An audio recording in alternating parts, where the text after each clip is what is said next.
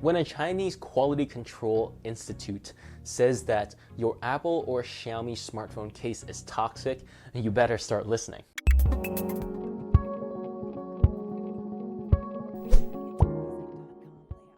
With over 1 billion people in China buying cell phone cases, and not to mention the billions of people outside China who are also buying cell phone cases, we never really think about if your cell phone case is toxic. However, the Shenzhen Consumer Council actually conducted a survey on a couple of phone cases, and the reason why they did that is because there is no standard in China for, health and safety, obviously. And so this council actually used a couple of European regulations instead to test these cell phone cases. And here they tested 30 cell phone cases, including 28 from manufacturers such as Samsung, LG, Apple, and Xiaomi. And whenever possible, they actually bought cases straight from the websites like apple.com and xiaomi.com, at least in China.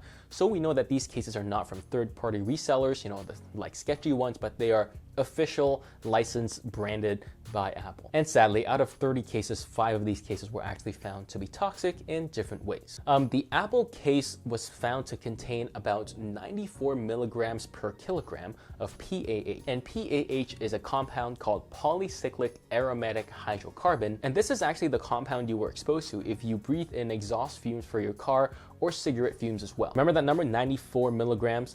The international standard for that is 1.88 milligrams. That's a good 47 times higher than the international standard. And various tests have linked PAH, long-term exposure to this compound, to cancers such as stomach cancer, skin cancer, lung cancer, and bladder cancer. And it also has been linked to poor fetal development and cardiovascular diseases also. So definitely not a good sign for Apple phone cases. And they have not responded to this study, by the way. Next up is Xiaomi, and Xiaomi's cases were found to have about 17% of plasticizer, where the international limit for this is about 0.1%. So that's a good 170 times more than the international limit. And this plasticizer has been linked to increased birth defects as well as decreased fertility. And Xiaomi actually did push back against these allegations. They actually said that the claimed international standards that were actually used for children's tableware, which is like spoons and stuff, so that it's supposed to be put in a kid's mouth. And so that's not really applicable to a phone case. But what this council said is that if you do have a phone case, what's to say that your kid's not going to put the phone case in the kid's mouth? Because the kid, but like a child, bites everything. So they said that it was applicable to phone cases as well. And I do tend to side with the Shenzhen Council with the limited information that we do have.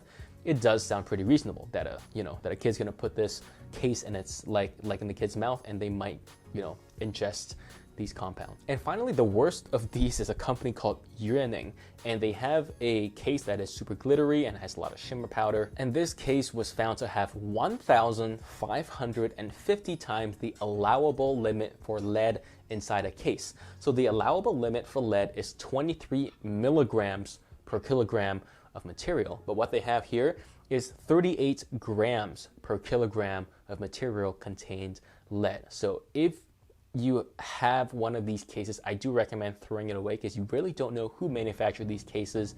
And if you do have it, it's better to be safe than sorry. I mean, these cases probably cost nothing, so you might as well just buy another one, which is bound to be a lot safer than this super glittery, shimmery case. So should we pay attention? I would say it's a tentative yes. I mean, the council could be using this to draw attention to themselves as, a new reputable council.